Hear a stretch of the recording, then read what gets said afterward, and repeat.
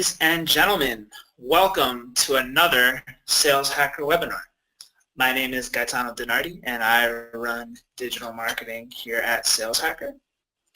And we are extremely excited to be discussing 3X, how to 3X your cold email success rate with personalization, social engagement, and content. And our special guest, our very special guest for today, who's going to be sharing all of his marketing knowledge with you and sales knowledge with you today is Sujan Patel. Welcome, Sujan, to the webinar. Gaetano, thank you for the warm welcome. Excited to talk to you guys about how you actually go about getting 3X. And it's really all about sending some smart emails, not just sending a volume.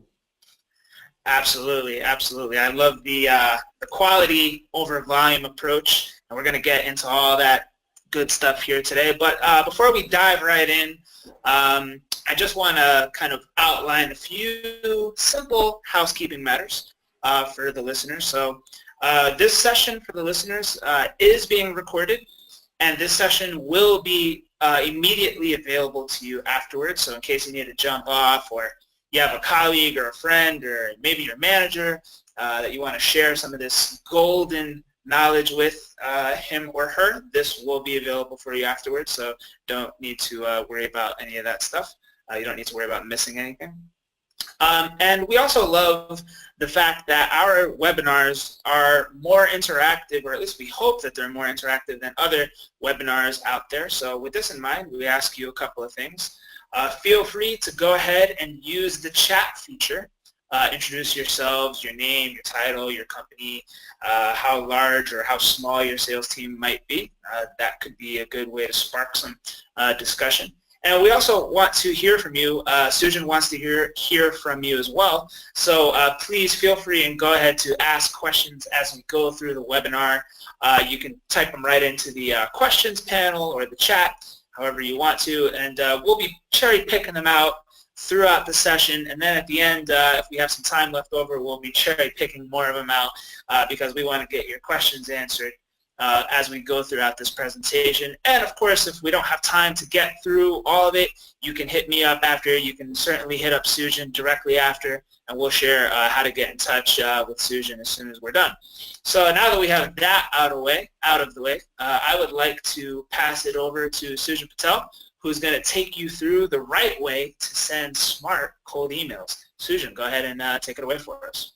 Awesome, guys. All right. So you're in for a lot of information. And before I jump in, the things I'm going to share today are really quite, if you think about it, they're very quite basic to the fundamentals of a human being. Psychology, think triggers. And I think these very basic things get lost in when people start to do sophisticated things, or when you get really in the weeds of your company or product. So that's kind of the approach to how I'm going to talk about it. And really, at the end of the day, the results are going to help you increase your response rates without minimizing annoyance of people. And let's face it, we kind of have to get and hustle to get that response, that sales, that call. So there is that pestering that we have to do, but I'm going to show you ways to continue to add value. So with that, I've been doing digital marketing and sales for about 14 years. Actually, I'm not a sales guy. I'm actually more of a marketer, and that's really what this presentation is about. I'm going to share with you a marketer's take on cold email. So the things I look for, like I'm looking at metrics. I'm looking at like how's this affecting open rates? How is this affecting response rates? How is this affecting my bottom line, the ROI, the conversion rate? All these types of data points, and ultimately looking at sales from a marketing perspective. The way I think about this is like, how do I provide the most value to somebody to the point where they don't think I'm selling them? They think I'm just helping them, and helping them to the point where it ends up generating a sale. And so, before we jump into the first point, I want to, really share my North Star metric, the only metric I really care about. It's not open rate, it's not it's not click-through rate, it's not anything else besides the response rate. Even even if that response rate is a rejection, even if it's a no, because the response rate, measuring that is the only true way to know if somebody, how they feel or how they're receiving your email. So, I get hundreds of emails every day about someone's sell. I write for a lot of publications, and so they pitch me either PR or to buy their, some sort of software, right?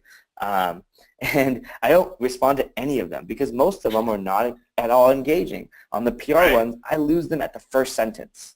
Like, I don't even read anything because I open the email and I'm like, whoa, this is like 3 paragraphs, 5 paragraphs.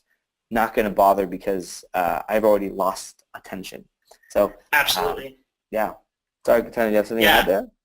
Yeah. So I just want to interject real quick. So this is huge. This is so simple, but it's so huge, and I just want to get some more thoughts going on this. So, what would you say to maybe a sales manager that's tracking all sorts of crazy metrics? You've laid out a bunch of things there. The click-through rates and the open rates and all these sorts of things.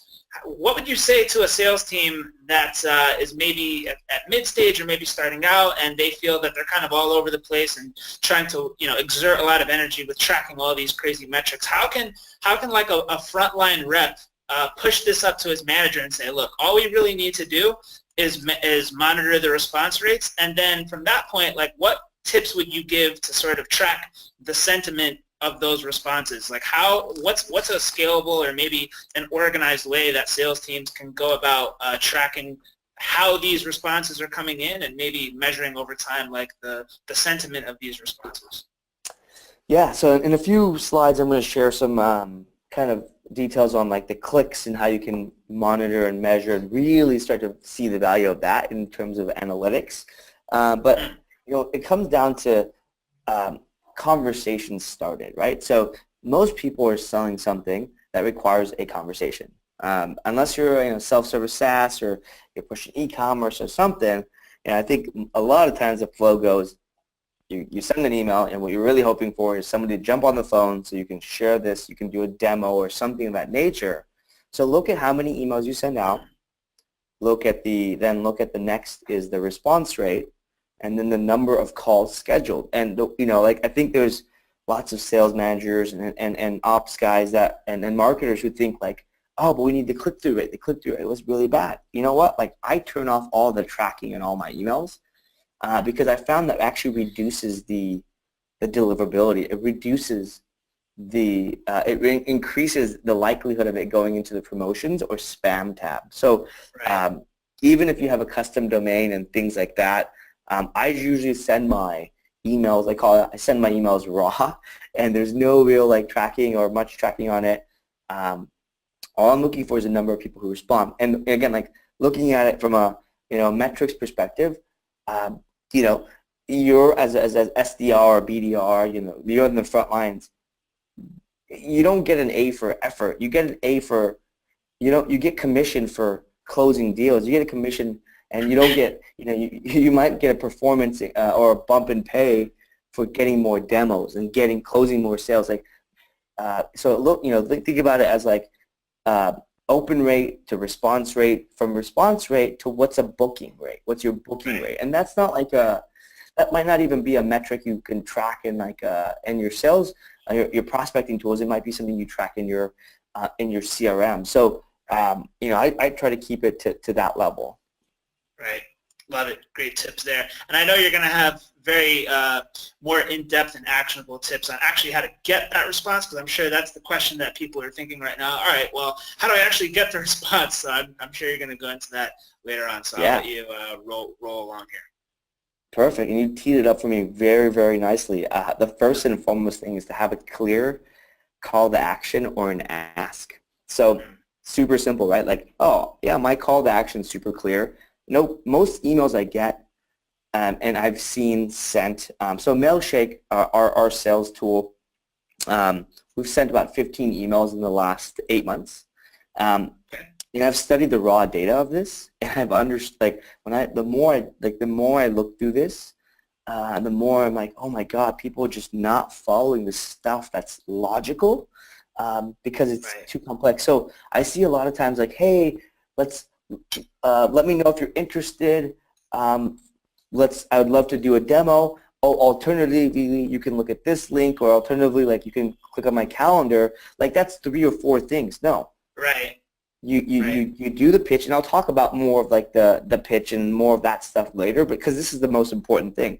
If people don't know clearly what to do, and it's like somebody that on the recipient side, they're opening the email, the first thing they're looking at is like, is this do I get what they're saying? Is this valuable to me? So let's just say for a second, like you've convinced somebody in a short and sweet way. They're like, this might be interesting. Like they've not immediately rejected you. Then it's like, then the next thing you really think about is that call to action. Like, what's the next step? And it's not one of 3 things. It's only one thing. It's whatever. Like, get a call, check this out, watch this video, Right. respond. And again, it's either that or not interested or no, right? And that Right. not interested, we know that we can eventually get those not interested guys. Actually, we just published a blog, I think today, it went live on how to turn a no into a yes, but still any response is something. And another thing that like is kind of, I guess, like a pro tip, and when you think about your call to action, okay, so think about like how big of your action is. I think a lot of times like people email and say, I just want 15 minutes of your time. Like if you're emailing the CEO, 15 minutes of the time could be like $15,000, right? Like that, or Right. that equivalent of a monetary value. So maybe you reduce the friction of the ask. So maybe it's not like hey, let's jump on a call. Maybe it's I thought this article would be very, very helpful for you, right? So as a marketer, I do a lot of email marketing, right? And in my email Mhm. marketing, what do I send when someone signs up? I send them the best content from my blog. I send them best stuff, and I'm sending an article that I think that customer or the person would be interested in. So think about it from that perspective. What's an article you can send? Right. Absolutely. Yeah, I think a recurring theme in sales and marketing this year, especially on the alignment piece, but this directly relates to what we're talking about here, is like, what kind of value can you give somebody before you have the audacity to ask them for something first? And that article, sending them like a helpful article or something that is a free research paper that can be insightful to them or helpful to them before you ask them for 15 minutes of their time makes complete sense, right? You'd never walk up to a stranger in the street and say, hey, can I have 15 minutes of your time? It just wouldn't work out, and I think that kind of directly relates here as well. yeah, exactly. And people a lot of times are like, well, how do I know what's relevant? What should I send people? Well, do your homework, stalk some people. So here's my little secret trip. This is, again, from the study I've done on about, I sent 15,000 emails in this last year myself, my team, my company, and 10,000 of them were not sent doing this strategy, which is engaging somebody on social media before I send an email. And engaging could Mm-hmm. be following on Twitter, LinkedIn, like viewing on LinkedIn, viewing their LinkedIn profile, commenting on their blog. And then the 5,000 out of the 15,000 were.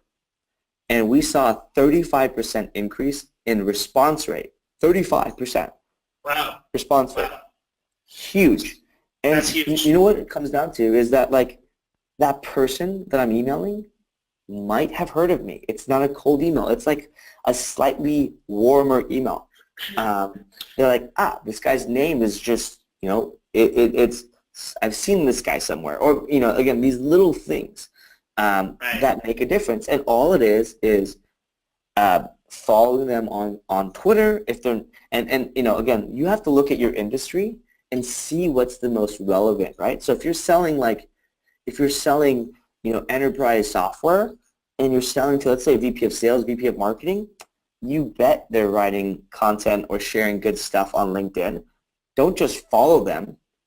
Like, once you follow them, comment on some of their status. Say that you agree, Right. even if you don't Right. agree. Like, get their Right. attention, right?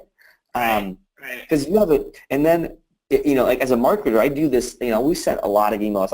I've been doing SEO and link building for the last over a decade, and Mm. you know, I'm trying to get a link from some high value site, And it's it's a high friction ask, right?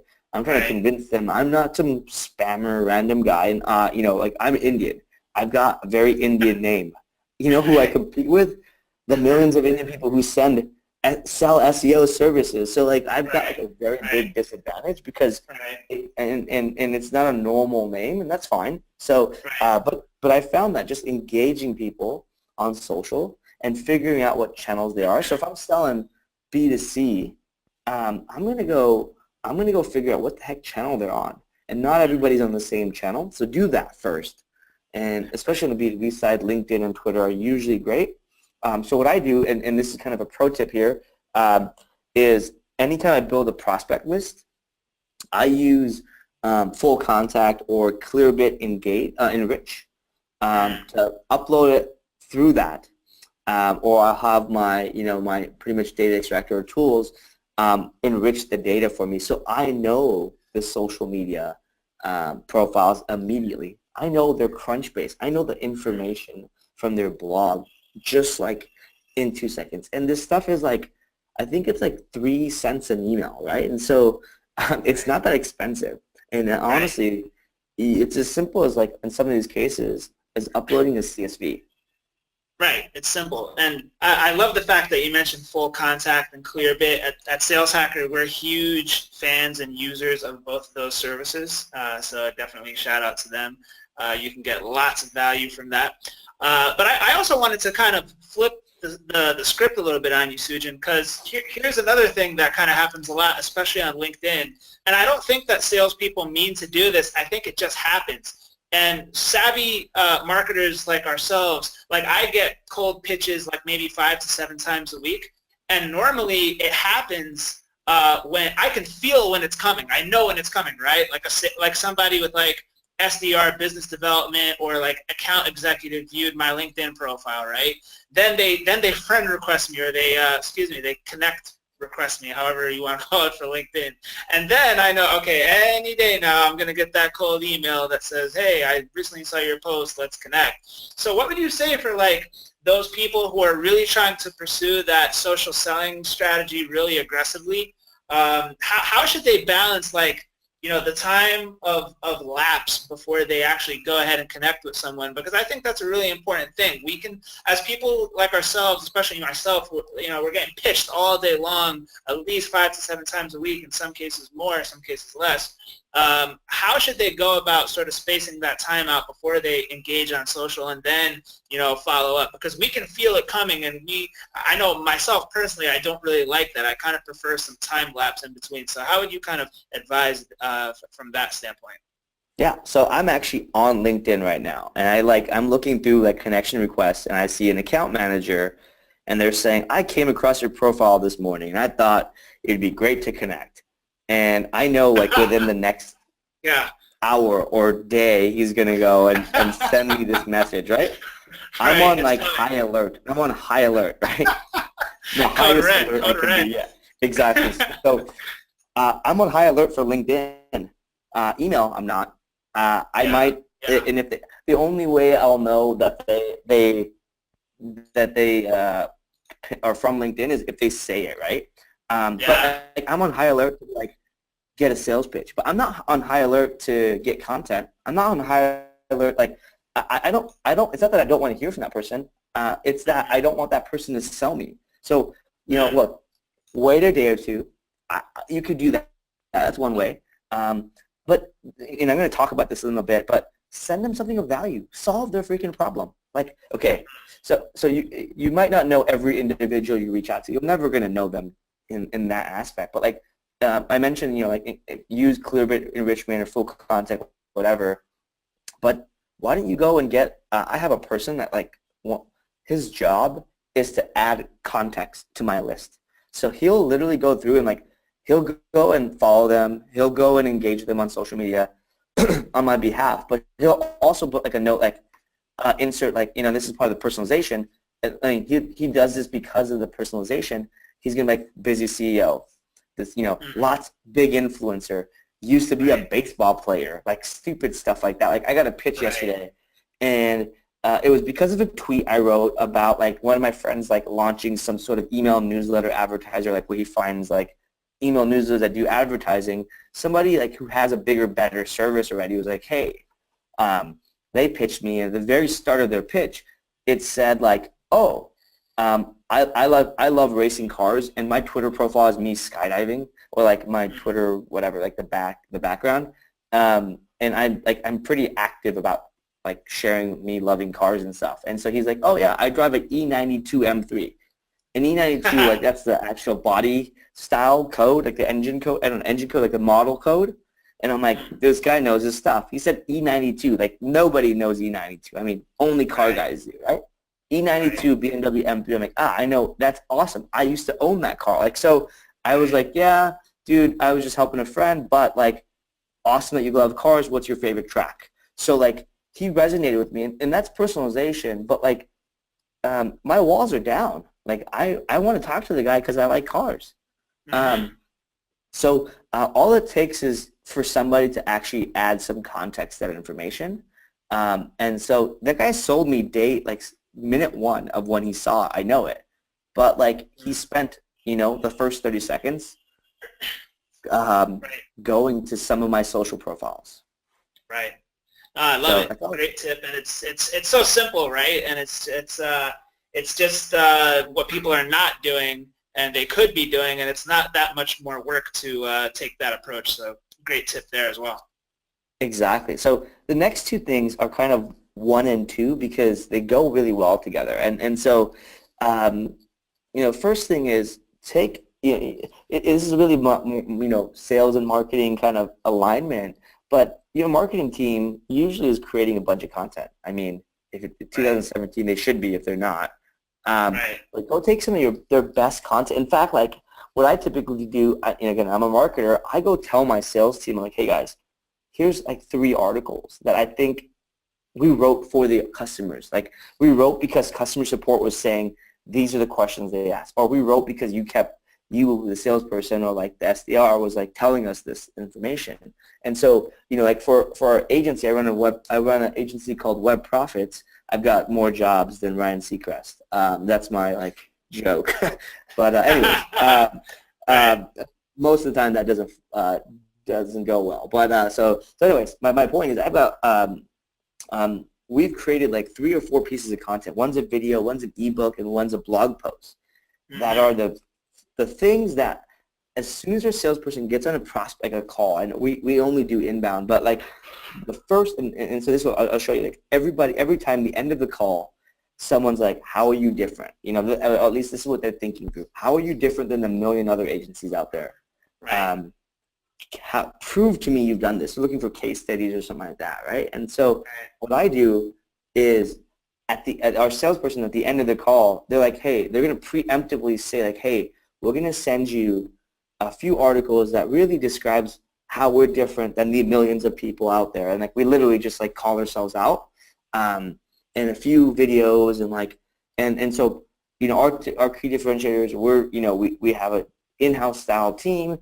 We've done it for all different types of businesses, large and small, and so we'll send you like our results and not even case study, it was like a kind of a hybrid of that. And then the last thing we'll send you is like, we don't just do this for clients, we do this for ourselves. And so we literally walk through how we do marketing for ourselves.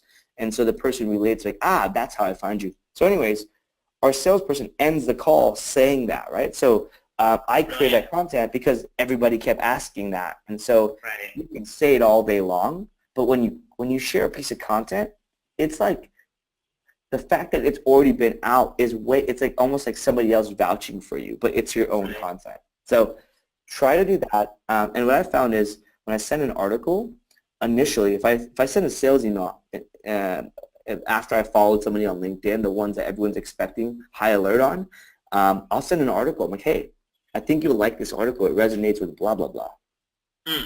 Isn't it amazing how we're still connecting the dots from like the first point that you've made, that we're just really trying to get the conversation started and open that door and get that response, and this directly relates back to that. Like, you can get a conversation started by providing value. It's amazing how it's all interconnected. Yeah, I mean, it is, right? And at the end of this presentation, I'm going to show you guys some stuff. Hopefully technology doesn't prevent us from doing this, but I'm going to share with you guys how we're doing sales for Mailshake, like using Mailshake to grow Mailshake. I have no clue, to be honest, what the results are right now. My sales guy just set up on Monday, or like actually like Thursday of last week. But I'm going to share with you the logic. So stay tuned for that. But anyways. Awesome. Hey Susan, we have a question that came in, and I wanted to maybe just tackle this real quick for a minute or two. This is from Carol Koshik from Bio Digital, and the question is, what practices have been most beneficial to increase conversion rates? On average, how many new people should receive an outbound email each week? Now, you may be going into this later on in the presentation in more depth, but if you just can maybe give a word of advice here, because this is a pretty big question, and I think it kind of stems from the fact that some pressure from management is really tough. So even though a prospect may not be 100% relevant, a BDR might be thinking, hey, let's try the spray and pray. You know, I get tons of cold emails, pitches that are just not relevant, right? Like, if they researched me, they would see that my background is kind of similar to yours, more SEO and content marketing driven. If I'm getting a pitch on something that's not directly related to my interest or may not be relevant to what my goals are for, you know, my function or my specialty or my company even, I'm not going to even, you know, bother. So what's your thoughts on this whole dilemma? Yeah, so I mean, look, every business, you kind of have a list that's finite, right? Like either it's 1,000 people, 1,000,000 people, 100 people. There's a number, right? And the smaller the number, the more important it is that you figure out the process. So I don't have a cadence I follow, but I have a process that allows me to figure out the cadence. And what it is like I only send like what we're sending right now for Mailshake. We're only sending people to 2 lists. So we built a list of like 5,000-6,000 people. Literally big, well, I think it's a big list.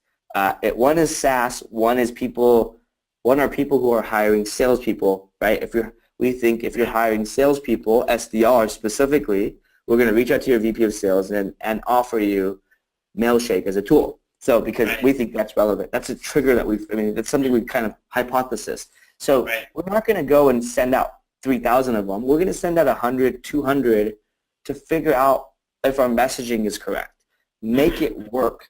And I'm pretty sure it's not working, to be honest, yet, because we haven't seen any sales. I look at the dashboards. I don't look at the emails right now. But anyways, so we're going to have to probably do some scrubbing. We're going to have to probably do some like tweaking around to make it work. And then when we figure out an acceptable number, and what I'm looking at is like, okay, we sent this many emails out, we sent 100 emails out, how many customers is each one bringing, or how many sales calls is it bringing? Then when I have a predictable number, I'm scaling. I'm doing, okay, I'm going to do 100 of them, 500 of them a month, a week, a day, whatever, right? So it's all about that. The other thing you have to keep in mind is how long does somebody have to wait, right? So like, does somebody have to wait like a day? And how long? So if you're selling enterprise software, something that is going to be a buying cycle of 3 to 6 months, well, I think it's okay to maybe it's okay to wait a few days before the first call is scheduled because usually people are busy. Maybe it's a week, but if you start sending out like thousands of emails and it's working a week, well, how backlogged is your call schedule going to be, right? And like, when somebody responds, it's like almost like an inbound lead. You want to respond like within 5 minutes, immediately, as soon as possible, and you want to get them on the phone when they're like, it's hot, right? I let somebody interviewed me on Friday afternoon, and I scheduled a call with them on Monday, and on Friday they wanted to hire us. On Monday they wanted us to give free advice. I'm like, what the hell changed? Like that's a big change. Maybe I was going to change anyways, but like. Now I didn't even have a chance to pitch them. Right. So those things could happen. So that's kind of like there's no right answer is what I'm saying, but like follow the process of like get stuff to work and then a cadence off your list and don't blow your whole list. Right. Like I've got 10,000 people on my list. I have to go figure out a whole new angle for a different list. So I'm going to proceed carefully with my 10,000 list. So anyways, another thing I want to mention here, and this is right there. On point number 4 is I use something called retarget links. And so I don't usually track links. I don't use like the tracking link function on any of the tools I use for the most part. Mm-hmm. I use retarget links to create a redirect. And so what this does is when I send content from my blog or I send something of value, typically what I do is I will use retarget links so that way I put a pixel on their site, and this is kind of a marketing thing, and I can follow them around with Facebook ads. And the Facebook ads, if I'm sending them something of value, the Facebook ads are like really more like about our service, right? So if they've clicked on it, I'm going to send them and this is even if you want to get even more sophisticated. Think about when somebody clicks on an article that they don't know you, they trust you enough to click on the link, and maybe they read it. What's the first thing you would want to advertise to them? And think like the messaging. And so like I actually have my retargeting ads, like the first thing is like, hey, check out our ebook. The second thing is like a case study. The third thing is something else, right? And then after that, I just kind of follow them out with like generic ads. But like I almost even like have my retargeting sequence set up like an email drip campaign. Right. It's like you're surrounding them from every angle, but you're creating the awareness that's needed to stay at top of mind. Exactly. What I'm pretty much doing is trying to be a big deal to them, right? I can't be a big deal to the whole world. I mean, we're a small startup. I can be a big deal to the 5,000 people I'm prospecting right now. Right. And actually, another point I want to share here, this is tip number 5, is I think a lot of people do a lot of customization, personalization with text replacements or custom field functionality in any real cold email or sales prospecting tool. But most people either go overboard, crazy overboard, or they like don't do enough of it, or they fail completely. Like people just like use the wrong brackets or code, and it's like, hey, first name, and it doesn't actually say their first name. It just says, hey, first name. We pretty much lost them there. But what I found is don't over customize. In fact, customize the first and last sentence. Customizing the first and last sentence is actually going to give you the biggest impact. So why the first sentence is very important is because, put it simply, that's the first thing they read. If you don't get them on the first sentence,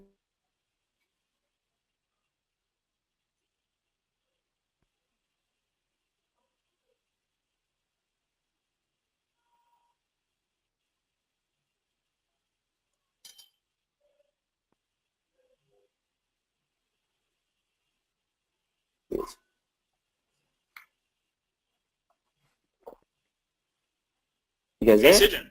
Yeah. Hey, can you maybe repeat that? I think we may have dropped you for a second, but you want to maybe start from that last part?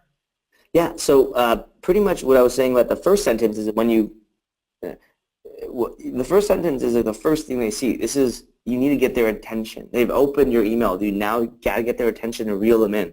The last sentence is really, really important because that's usually where the call to action lasts. That's where you're asking somebody to do something, and so you might need to personalize or customize that. And it's kind of like go back really old school sales. When you're doing face-to-face sales, you want to mirror the body language and the terminology, the way people the words and phrases people use, and that helps build a connection with somebody else. You want to do the same thing here. The last sentence should be like, if you email me and you say, hey, dude, blah, blah, blah, blah, blah. If you said, hey, dude, I will actually, I'll actually read the second sentence of your email, or the third. I'll read the whole email because I grew up in SoCal. Like, I grew up as a surfer. If you say, hey, dude, like, that's my language. And you might not be able to figure that out, but if but that's why I going back to the previous things we said, stalk them a little bit and get some context. Absolutely.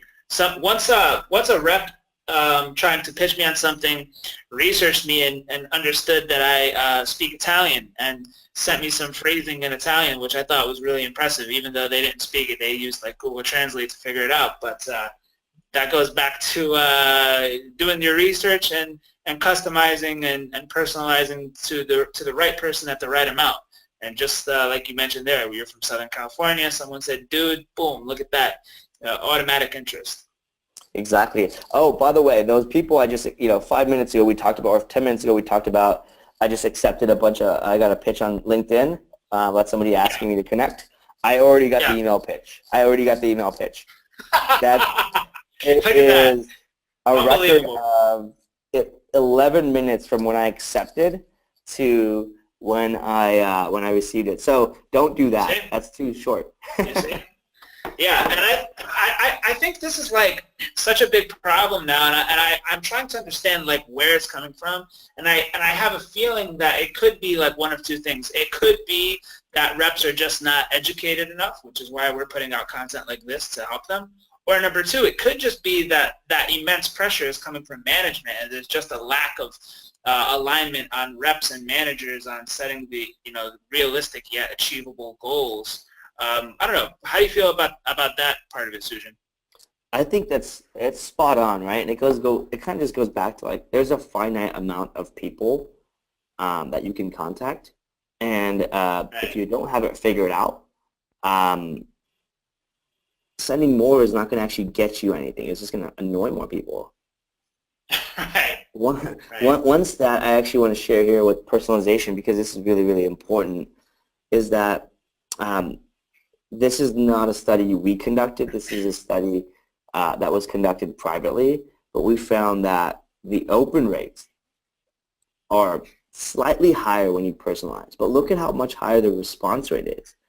Almost 4x, more than 3x the response rate increase just by personalizing an email. That's how important personalizing the right cadence and all that stuff is.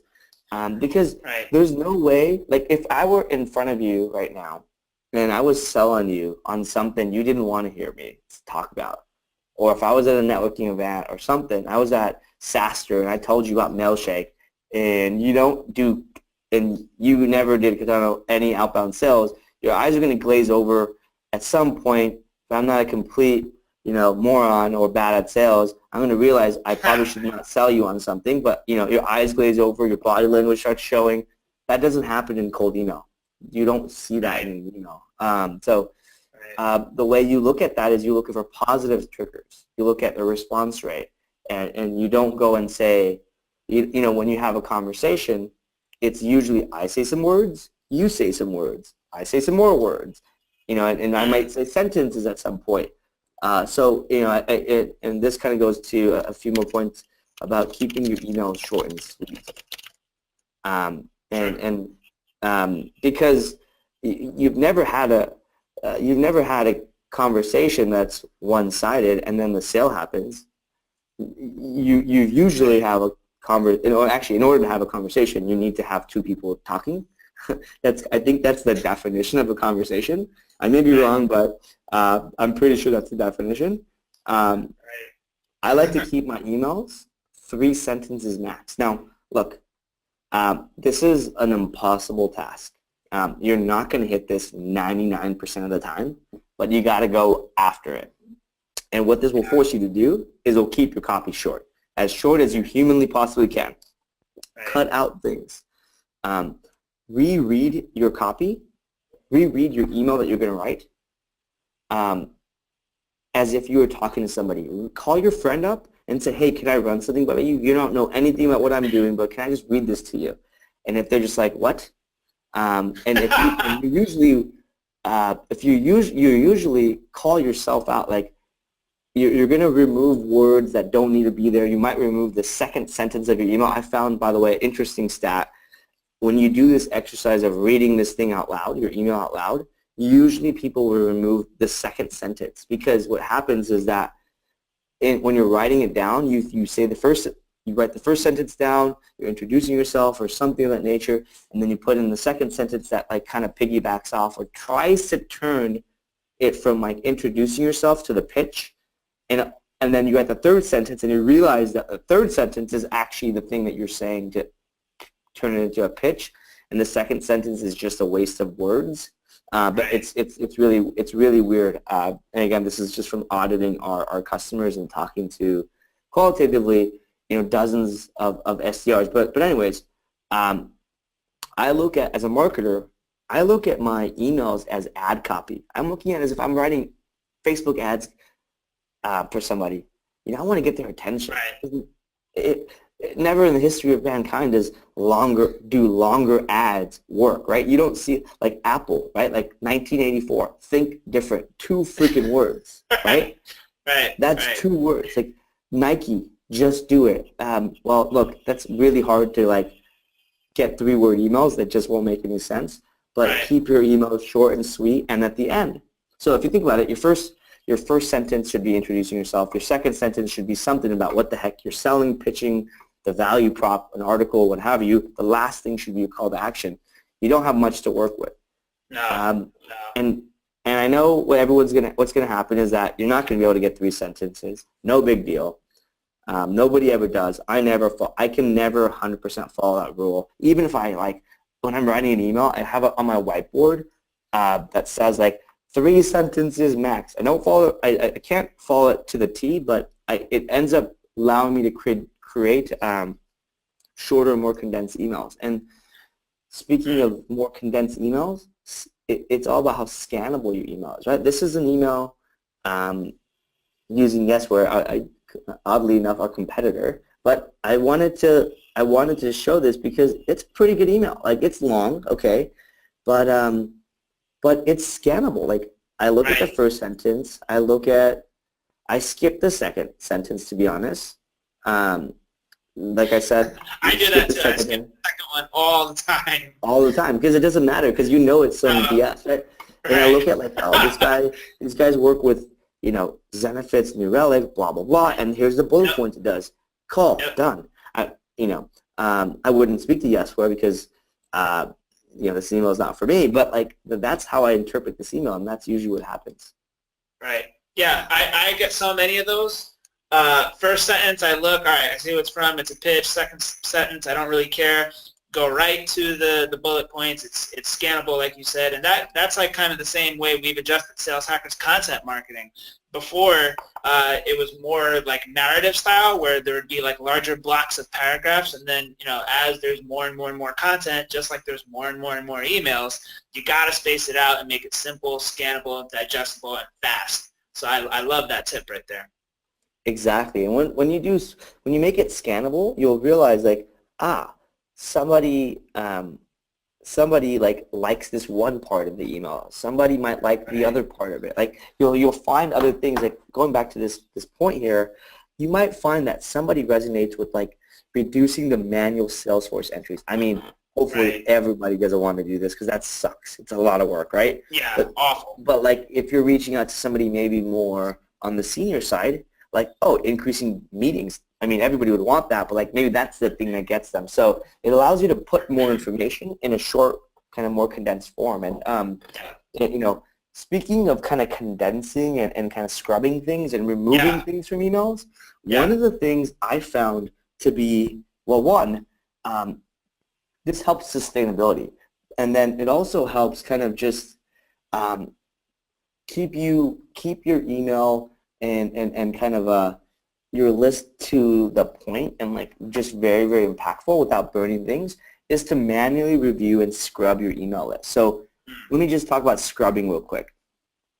What I'm talking about is email verification, just removing bounce, reducing the number of bounces.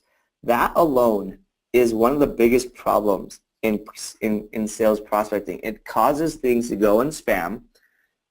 It causes things to go into the promotions folder. But all you have to do is run it through like a tool like Bounce List.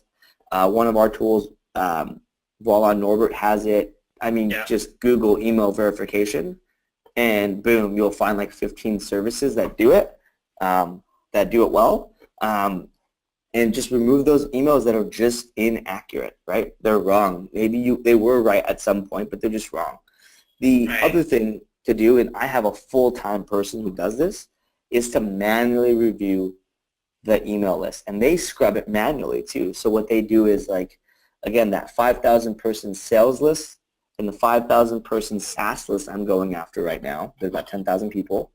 Do I want to freaking email like even if Tesla is hiring a sales manager, do I want to email freaking Tesla right now, or do I want to figure it out and then kind of like email them when I've got thing like Tesla's a big company. I don't want to screw that up. Right. And actually, SaaS.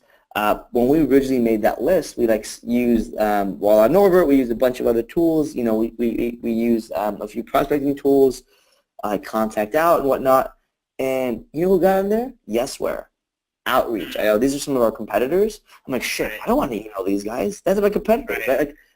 Like no tool is going to tell me that. A human being has to kind of look through that, right? And so this, I have somebody do that. And again, like when they review it, they review the enriched list, and they remove people who are companies that are too big, or they put them in lower in the totem pole. And again, like I'm also our tool, a Mailshake is we know our tool really well, like or our market really well because we've done a lot of customer development. Our tool is perfect for 1 to 5 person sales teams or like individual contributors. So we look through all these tools, the companies on our list, and anyone that's too big, we don't email them. Right. Because you automatically know they're not qualified, or they're not the most qualified lead, I should say. Yeah, and so those two 5,000 person lists that we had, I mean, there were 25,000 people plus on the list total, and we took it from 25,000 to roughly 10,000 total because we just added context, right? I think this is one of those things that people forget to do. Hey, Susan, I have a question for you real quick. Now that we kind of mentioned, you know, you may have some leads as you're scrubbing your list. You may find, or your marketing automation team may find, if you're a larger company, you probably have a marketing automation team that can do this for you, or you know, at least a marketing manager of some sort. Like, what do you do with those leads, or you know, maybe they're not as qualified as your target buyer? How do you keep them engaged? Do you create separate funnels for those? Do you maybe think of like different ways to engage them, and you know they're probably not going to buy, but they're still valuable people to have on your list? How do you kind of approach that part of it? Yeah, so the people who I want to want to be like, I want them to know my name, know the brand, you know, maybe they're influencers or whatever, maybe they're just not a fit. Like you mentioned, I don't sell them anything. My pitch is more of like content and relationships than anything else. And so I'm like, hey, what I typically do is like, you know, here's some content. Like, and after I send them some content, I also send them what is it called? I also ask them for what they're reading right now. So I'm like asking them for a book or an article or blog recommendation, and then I'm like, hey, are you going to this next conference? I usually insert like a conference or something event I'm going to the next month or two. And you know, most of the time it doesn't turn into anything, but sometimes it turns into a conversation. Like I emailed my list yesterday, and this is email marketing, right? So I'm a marketer. I'm talking about marketing really here. I email my list saying like I email them once a week. And I sent them a piece of content, and I said, P.S. I'll be speaking at Demand Utah, which is a conference in Provo, Utah, and you know, 3 people of my 40,000 followers, like, hey, I live in Utah. One of my friends who was like one of the executives at Intuit, who's on my email list, emails me like, oh, dude, we got to go grab lunch. So like literally, or like dinner. So now we're grabbing dinner tomorrow because I included that. So like little things like that happen, right? And you know, again, relationships are kind of I look at the next best thing to a sale, because usually relationships can be turned into like somebody who recommends you to something. So anyways, I know we have we might be 10, 12 minutes away from finishing. I want to make sure we get through these points. Awesome. We talked about this before, right? Like looking at like the details of your your prospects, stock them like a lion stocks, I don't know, whatever they eat.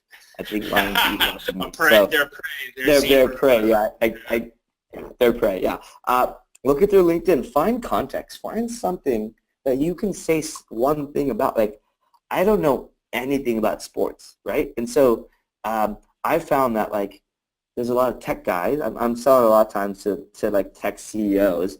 I found a lot of tech guys are nerds like me. They don't know anything about sports either. And when I find context that says that, I make sure I mention that in the email, right? Like, go sports. Did you watch the sporting event? Like, I just say like goofy things. Just to kind of get their attention. So you'll know this really, really easily by looking at LinkedIn profiles, and especially now that LinkedIn is turning into more of a true social network with their, their news feeds, their videos, their stuff like that. Yeah, so take a look at that. So like I published a video yesterday or like a week ago. Like if you email me like I loved your video, like you didn't have to love the video, but you could just say that, and I'm like, oh, you got my attention, right? Like at least subconsciously, that's what I'm thinking. So easy thing to do to kind of add context. So we talked about this earlier. I said like keep your email short, 3 sentences, and I said impossible task, but like keep it scannable. One of the ways to make it scannable is not to put all your crap about how awesome you are and how many consumers you have and like the things you think are cool but usually may not be. Just put them in your subject. Put them in your email signatures. So like my email signature right now on my blog, on my personal email, it says, subscribe to my podcast. It says subscribe to my YouTube channel. Like I write every day. Check out my blog, my YouTube channel, blah blah blah. Here's the companies I want you to look through. I've been featured in blah blah blah. Like those types of things. Like the reason it's good at the end, it's like think about a landing page, right? So your headline's not like, oh man, we've been featured in Forbes. That's never the headline. The headline is usually the big bad problem you're solving or the solution to people's problems, and there's a call to action, right? That's like, again, think of your headline as your first sentence or your second sentence. Your first sentence should be some personalization. Think of that button, like the call to action button, as your call to action in an email, and usually right below that, either before the fold or right underneath it, it says, we have over 10,000 customers. We've been featured in blah, blah, blah, logos, testimonials, whatever, right? Like, well, how self-serving is that, right? That's like, whoa, yeah, when I see that, I get almost immediately turned off. Exactly. So use your email subject line because that's how people read and interpret. Like, that's how I make a decision. I don't look at like, do I want this? Oh, I want this because how awesome it is. No, I look at like, do I want this? What's the next steps? How do I know these guys are real? And that's the signature. You never get a customer because of where you've been featured in or how many customers you have. You get the customer because it relates to that. So start with that. So would you recommend maybe a customer testimonial that you can maybe get from marketing and paste it in there? Or would you recommend maybe something else? Customer testimonials are great. This is where you can tat up a number of customers, right? That is awesome to send or share. Link to a video of your demo, right? Remember I mentioned like have a clear call to action? Well, like maybe you need a video. It's too complicated to explain. Maybe you want an ebook. Put all that stuff in your signature because that's not what you want them to focus on, but it's like ancillary collateral you probably need. So that's kind of where it can go. Love it. Cool. All right. So following up. Obviously, follow-up is the key. Everybody follows up, right? You need to. Yeah. But I think, like, first of all, I think a lot of people say, hey, I just wanted to follow up. First of all, you never need to use the word just in any email. Just should be removed from your dictionary. I know you just want to do this, but, like, you also don't need to say, I'm following up. You are following up. They know this. It is an email they've received and ignored the first one of, right? Actually is another one that I hate. When I see like a salesperson using actually, it just reminds me of just. They're almost like similar things. Or sometimes I hear like, I know you must be busy. Yes, we are busy. Yeah, assume, busy. But and or you do not need to use any of these words. In fact, just Google marketing stop words. Or advertising stop words, and that is a Rolodex. It's going to show you a Rolodex of words you don't need to use in your ads. Those are the same words you don't need to use in your emails. What I try to do is instead of saying, I just wanted to follow up, and I share more content. And then when I use the words, the sentence that I need some sort of transition for or a reason to email is I'm using that sentence to describe what I'm sending. I'm using that sentence to describe what I think their problem is and what would help them. That's it. Right? Simple. And so it's simple. And when you follow up with content, like I don't know about you, but like, and you're a marketer, you get this. You don't get pissed off because somebody's sending you helpful information. You get pissed off because somebody's persistent and annoying, right? Like they're annoying with trying to get you to buy. But if you're like, here's more content, here's more content, here's more content. Yeah, maybe if it's not relating to them, that's a problem. But like helpful information is really hard to get pissed off at. Right, and that's a good tip too. Like I know a lot of salespeople who are trying to sell to marketers specifically, like they're selling maybe SaaS, and marketers are their target customer. The best way to get a conversation started with a marketer is marketing, right? Like plain sight content will open up the conversation to a marketing buyer. That's just the best way to do it. It's logically, it makes the most sense. Exactly. All right. And another study, this actually is based off of 6.1 emails, but still stays true at 15 million emails now. 5 words or less. This is a stat. I don't really even know how to say it any better. Short, sweet subject lines are the best way to do it. Now, one thing you want to keep in mind when it comes to subject line, this is one of the most important things to get the email open, right? And you can't get a response unless you get an open. I mean, at least I don't know how to do that as a human being. But when it comes to subject lines, short, sweet are very, very important, but also look for what's been overused. So if you go to email templates, just Google that. Look at every single subject line in email templates and spend like a week thinking about this. Go get drunk and think about what you can send that isn't those. Right. That isn't those words. I actually have a filter set up, a spam filter in my inbox set up for the phrase quick question, because I've gotten so many of those pathetic subject lines, and I know that it's something that I don't really want to answer, and I know that the question will not actually be quick. So I've set up a spam filter for that to get all those out. So yeah, great tip for all the salespeople out there. Definitely you want to avoid the most overly used subject lines. Exactly, and those templates are great, but usually by the time they're templatized, they've already stopped working. So unfortunately, us marketers are contributing to this problem because it's great content. I put myself out there, but hey, still gotta eat somehow. All right. Here's one thing I learned from the content marketing days. Right, this is as a marketer, this is something that Upworthy and these like news sites like BuzzFeed, these guys do really, really well.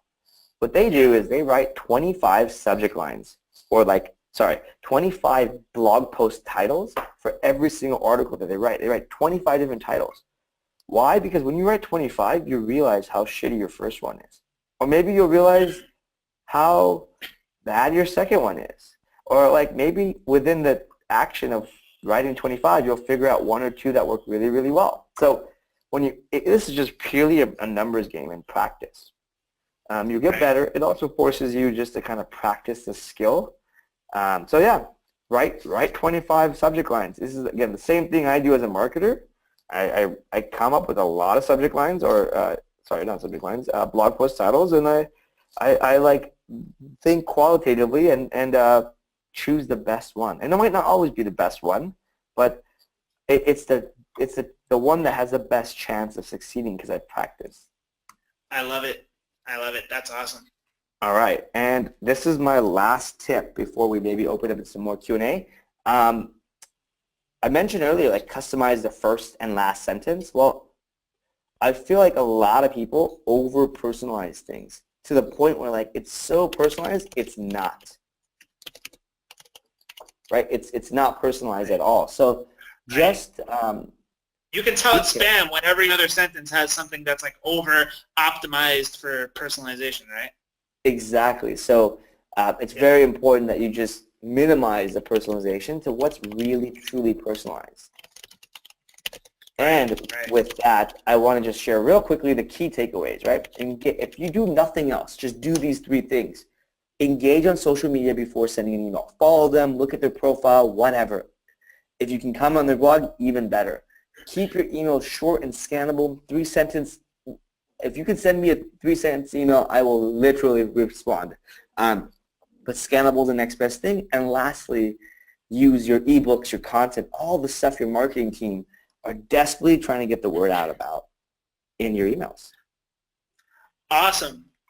I'm going to use the word dude, excuse me. Showing that you're from Southern California, you're picking up on this throughout the webinar. I absolutely love this presentation. I think it's one of the most creative approaches to cold emails that I've seen in a long time. Of course, the marketing background has a lot to do with it, but before we get into the Q&A, we've got a couple of minutes left. Sujan, why don't you conclude here with a quick comment and also let people know about the ebook and where they can get that and what they can expect from the ebook if they choose to check it out. Yeah, so check out the ebook. It's ungated. I think some of you guys may have already seen this. It's going around in a lot of different emails and Facebook groups, but we get to the point. It's really echoing some of the things I said here, but in more detail, more stats, more examples. And we have templates at the end. We have a checklist as well that just kind of shares like the process you should probably go through when writing an email, when sending an email. And it's something you can take home. No sales pitch, guys, but check out the ebook. I'm pretty sure you're going to find it valuable. I use it all the time, and even though I wrote the freaking thing, I'm like, oh yeah, well, that's the process. And guys, follow me on Twitter, LinkedIn, whatever. Or if you have any questions, I do answer my emails. And if you say, hey, dude, I'll definitely answer it faster. You can email me at sujan@mailshake.com. Awesome, awesome. So we have maybe like a minute or two here. Let's get into one or two questions, and then we'll conclude. So this is a really, really good one, and I know there's like a lot of debate going out on LinkedIn, a lot of news feeds and threads talking about this, debating, what's right and what's wrong. But here's the question. At what point do you stop pursuing a cold lead that has not responded to any of your outreach? How many separate touches is appropriate before you decide that it's best to move on? Yeah, typically I do three emails. Yep. And after that, I generally think I lost them. Yep. 3, sometimes 4. I never go beyond that. And the frequency of like how often I follow up is really dependent on the person I'm reaching out to. So like the enterprise guys, the guys who are bigger companies or like less tech, I'll give them some time, right? Like, I mean, some people just receive so many emails. Like if you look at my day, I'm in meetings a lot. Like if you email me twice in 1 week, like, dude, I got your first email. I probably haven't seen the first email yet, right? I'm busy. Right. So think about that and then kind of go from there. Right. By the way, how horrible is it when you see those lines that say, hey, by the way, just checking in to see if you got my first email. Wow, my mind gets blown every time I see that because if I saw it and didn't respond, that means I'm either too busy and didn't want to, or maybe I really didn't see it and now you're just kind of being pestering because I haven't had a chance to catch up. Exactly, and pestering works, but it generally doesn't work at scale, right? Like you might be able to get 1 or 2. Like I just think back to like the old school sales days before an email existed, and having to do things in person. Like I don't write anything in an email I wouldn't say in a conversation. Right. All right. Well, yeah, I think that's 5 minutes past the hour, and I think that's pretty much all we have now. All the time we have left for today. Like I said, if you guys want to reach out to Sujan, you can hit him up, sujan@mailshake.com. Follow him on Twitter, @Sujan Patel. If you had more questions that we couldn't get to answer today because we ran out of time, feel free to follow up. Of course, you can use the word dude, and you'll hopefully get a quicker response. If you want to hit me up, feel free to do so. Gaetano@saleshacker.com. You can check us out anytime you'd like at saleshacker.com. Check out our blog and all the kind of content and valuable tips that we're putting out to make the sales community and the world of sales a better place. Sujan, anything else before we conclude? Yeah, I know I talked about having and showing my my sales email sequence. I will do that later. I'll record a video and I'll make sure that everybody here sees it. So sorry about that, guys, but thank you all for joining, and hopefully you take these key takeaways away and start getting better results with your cold emails. Awesome. Love it. Thanks again, Sujan. It was a pleasure to have you on today. I think this is extremely actionable and valuable for the world of sales and the sales community. And thanks again for helping us make the world a better place. Take care. My pleasure. Bye. All right. Bye.